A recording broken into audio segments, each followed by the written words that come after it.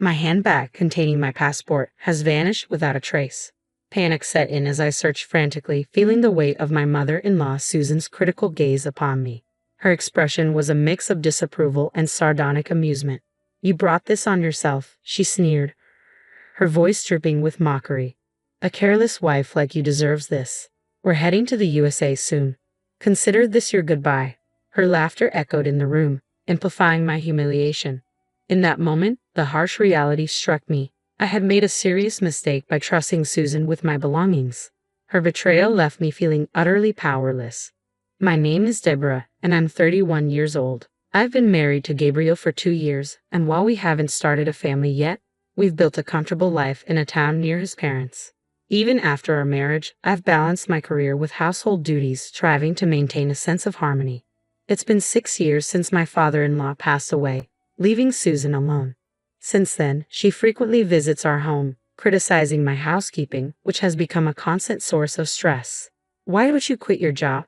It's not like it's crucial,' she'd say, inspecting the floors for dust.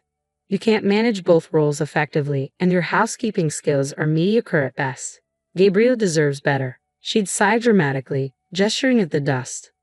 I admit I'm not the best at housework, but being chastised for not dusting felt unfair. I cleaned diligently every morning before work, managing our well-being and home. Yet it seems Susan relished belittling me, perhaps as a way to cope with her own stress. Every day felt like an uphill battle. Then, unexpectedly, Susan proposed a family trip, inviting us to join her and Gabriel's sister's family, Lori. Lori is as gentle as Gabriel, and I always enjoy our time together. However, the thought of traveling with Susan filled me with unease. I'd often confided in Gabriel about her hurtful remarks, so when I voiced my concerns about the trip, he offered a more optimistic perspective. "Mom wants to join us. Maybe she's trying to create positive memories with you. It could be a chance to bridge the gap and build a better relationship," he suggested with an encouraging smile.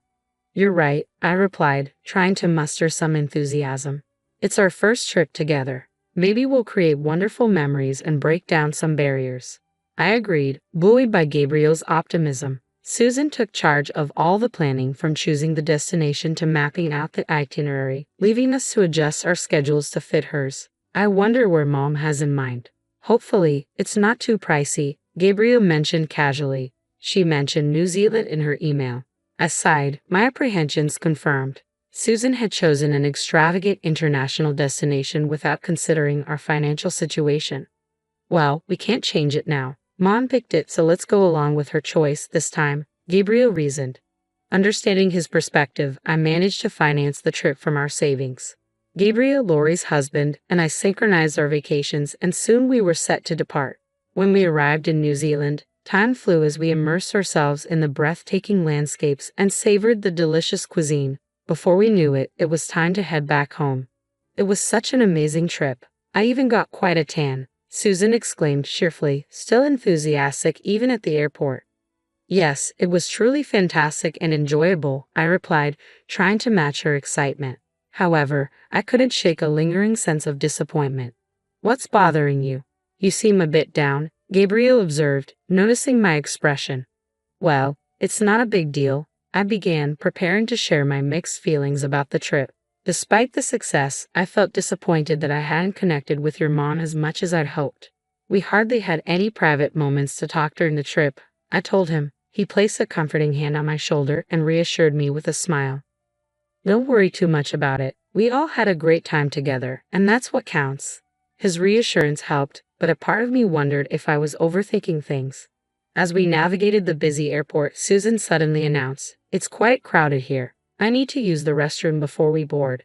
She turned to me, adding, "Deborah, could you hold my bags for me? Everyone leave your bags with her, and let's go together." She handed me her heavy luggage and quickly joined the others heading to the restroom.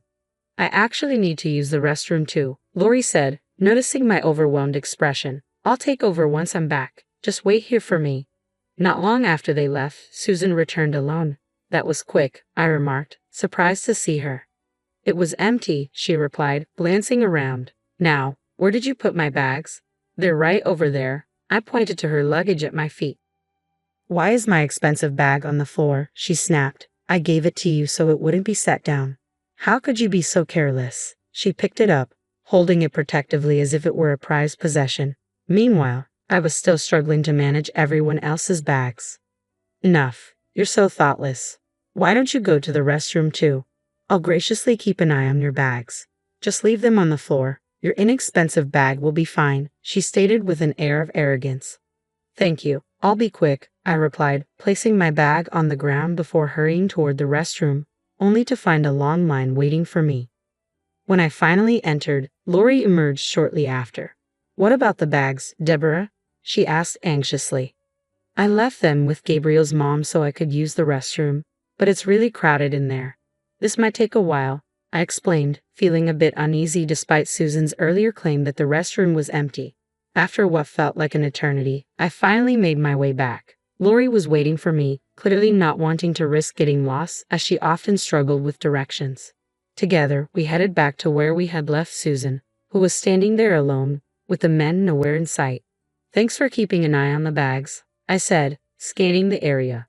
Strangely, my bag was missing. I'm certain I left it right here, I said as I checked all the bags, but mine was the only one gone. My bags are gone. You were here the whole time, right? I asked Susan, my voice trembling with panic. Your bag? I don't know. Maybe it was never here, Susan responded coldly, sending a wave of despair through me. No, I know I left it here, right in front of you, I insisted, feeling betrayed. I didn't see anything. Don't blame me, Susan retorted dismissively. I placed it there because you asked me to.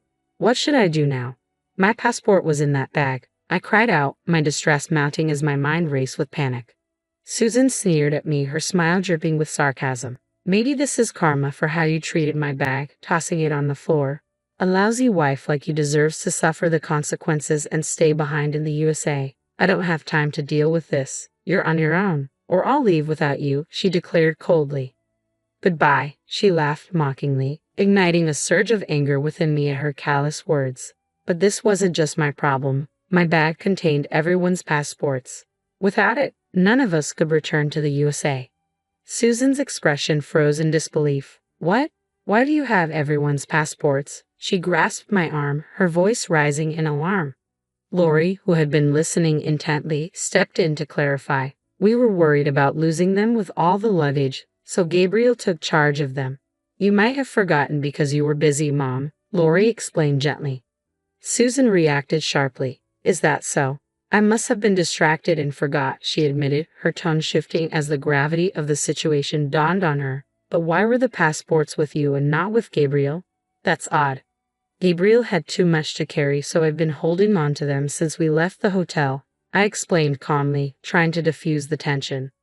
Susan's frustration was palpable as she exclaimed, Why didn't you mention something so important? I had no idea your bag contained everyone's passports. I would have kept a closer watch if I had known.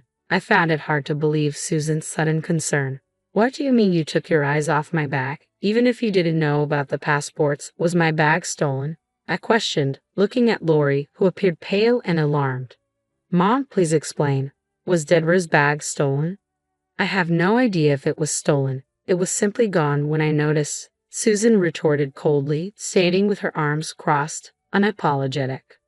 I can't believe this. It's so irresponsible, I said, frustration boiling inside me. Just then, Gabriel and the others returned, noticing our distressed expressions. What's wrong?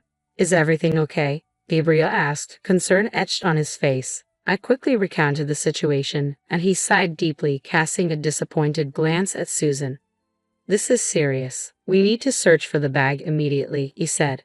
Gabriel and I exchanged a confirming glance. I left it right here. You specifically asked me to place it here. I gestured toward the corner where our luggage had been. It only took us about 12 minutes to return from the restroom. It must have been taken during that brief window. Where were you, Susan? I asked, noticing her arms still crossed defensively.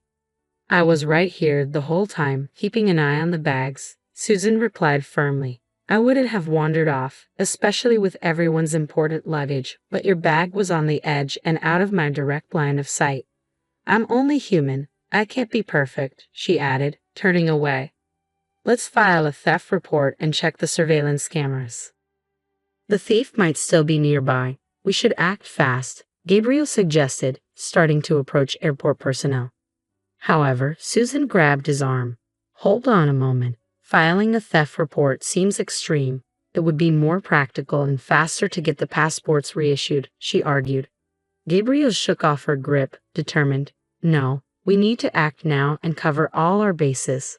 Let's not waste any more time. We decided to file a police report for the security of the passports, after which we could reissue them at the embassy. Reviewing the security footage might also help us recover the missing bag. Lori, agreeing with Gabriel's suggestion, chimed in. Absolutely, Gabriel. We need to act fast. Susan replied defensively, insisting it was all her fault and that she should be the one to find the thief on her own.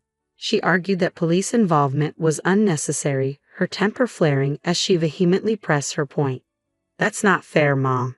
Deborah didn't cause this. It was your responsibility to watch the bags, not hers. Lori cut in, defending me. Exactly, she said, her voice firm.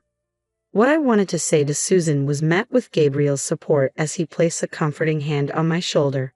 Deborah is already taking responsibility. Mom, why are you opposed to reporting the theft? Susan appeared uneasy. I've never dealt with the police before and I'm nervous about it. I think we should try to handle this ourselves, she explained. Fine, I'll help look too. Let's split up and see if we can find anything on our own, Susan suggested, trying to shift the focus back to locating the thief. Just then, a young man approached Susan. There you are. I've been looking for you, he exclaimed, handing her a bag.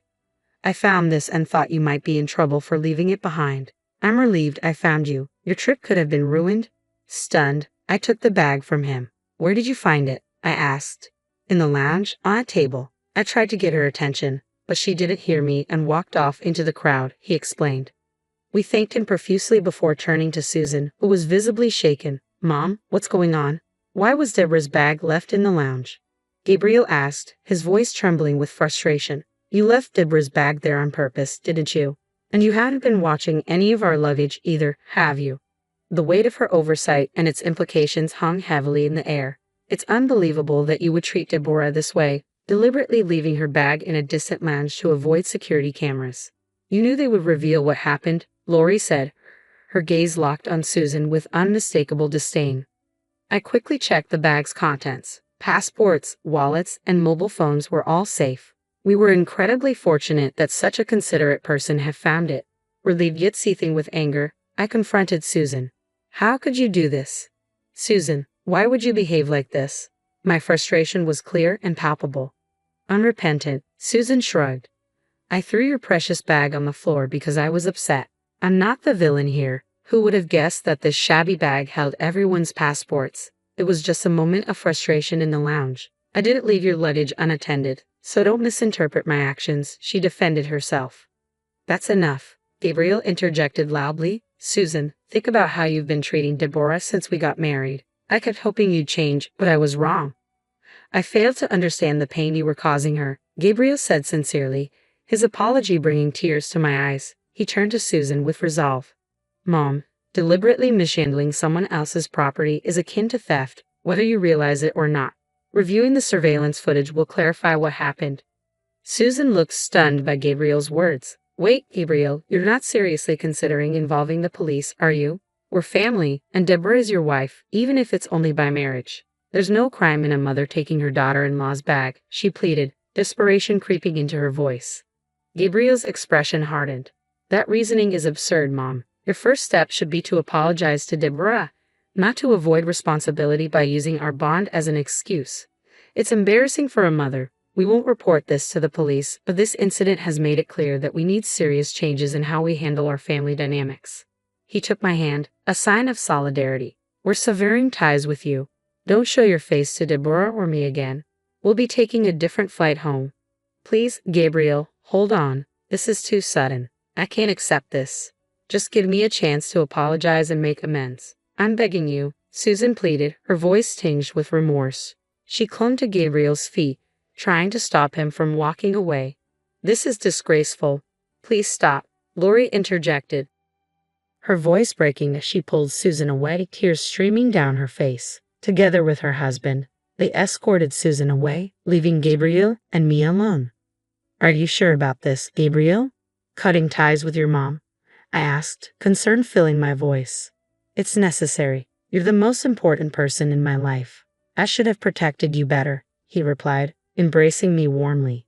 We managed to book a different flight home, returning to our normal lives without Susan's shadow hanging over us. Lori also decided to distance herself from their mother. We moved far away from Gabriel's family home, completely severing ties with Susan. 8 months after our trip to New Zealand, I discovered I was pregnant. Susan would never know or meet this child. In our peaceful new town, free from her influence, we looked forward to our future. My only wish was for Gabriel, our baby, and me to live happily together, free from the turmoil of the past.